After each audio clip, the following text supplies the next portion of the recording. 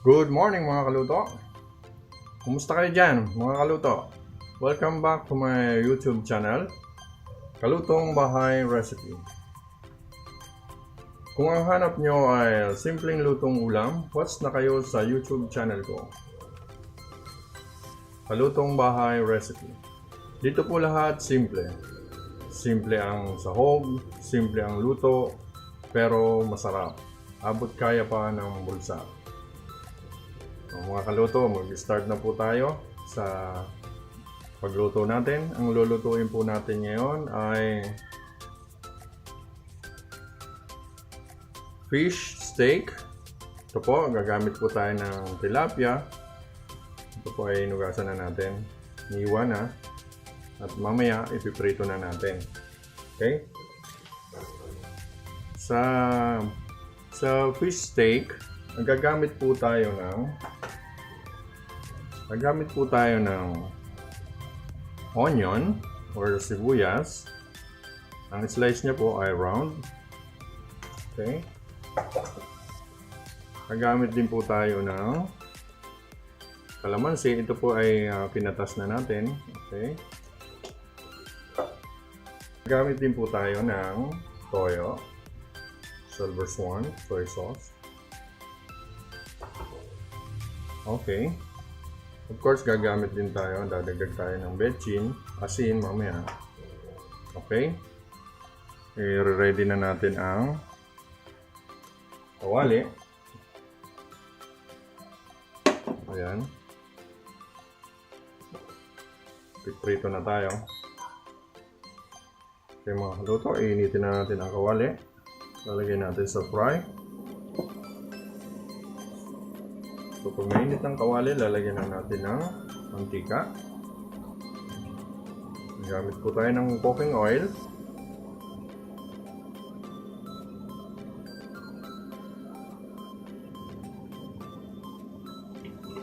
Okay. Kapag mainit na yung kawali,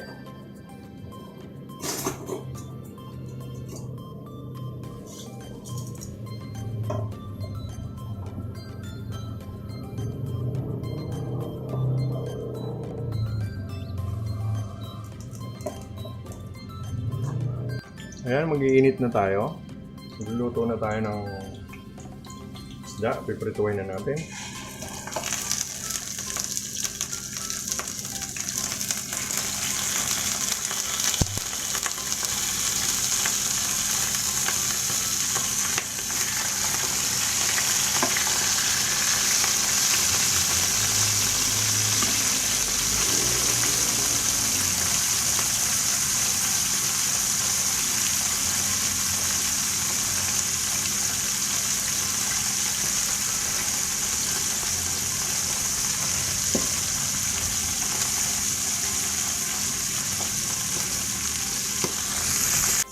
Ayan mga kaluto, tapos na tayo magprito. Ayan po ay ano na natin, igigisa na natin yung lalagay ulit tayo ng konting mantika, cooking oil or olive oil.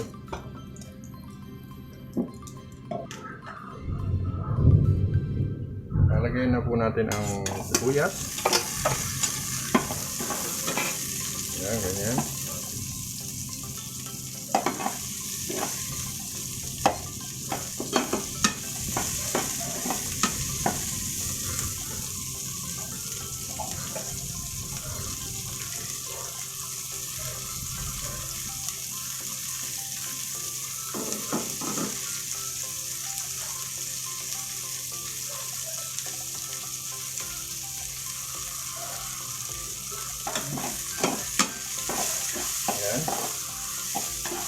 Lalagyan na po natin ang toyo, soy sauce,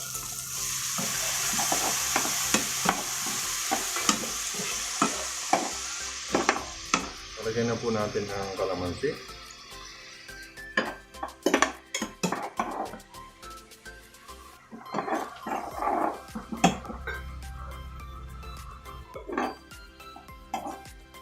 tayo ng water.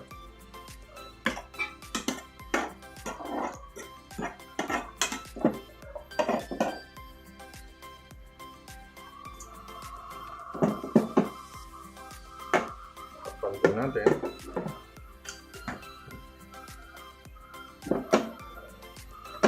Ngayon mga kaluto, magdadagdag tayo ng cornstarch para medyo malapot-lapot.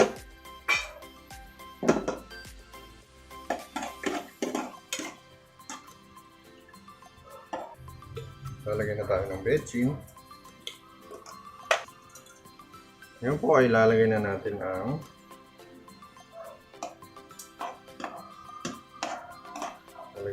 isda.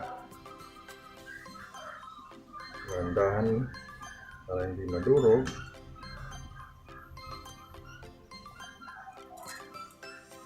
Yan.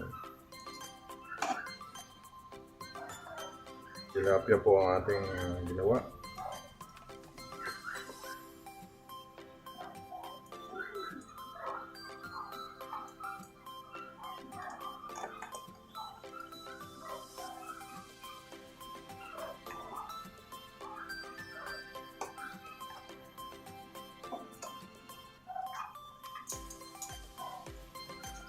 Takpan muna natin.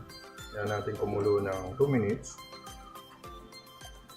By the way mga kaluto, don't forget to subscribe, like, and share.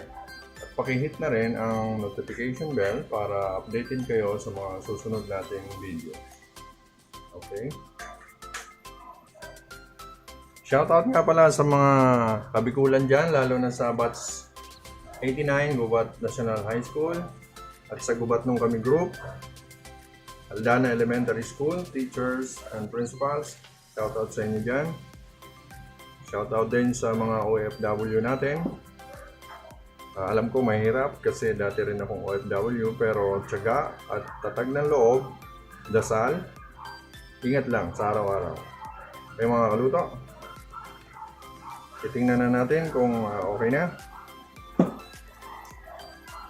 So after 2 minutes, ito na po siya. Plating na natin.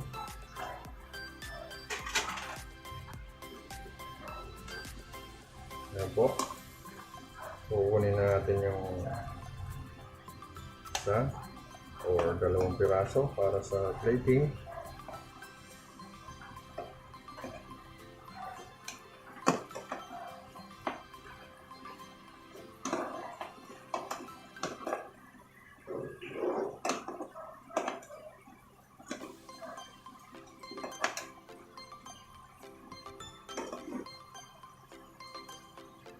Okay mga kaluto, ito na po yung gawa natin. Fish steak. Ito gawa po sa tilapia po. Tilapia ang ginamit natin sa steak. Okay. Mga kaluto, tapos na po ang ating niluto. Thank you for watching. Bye. God bless.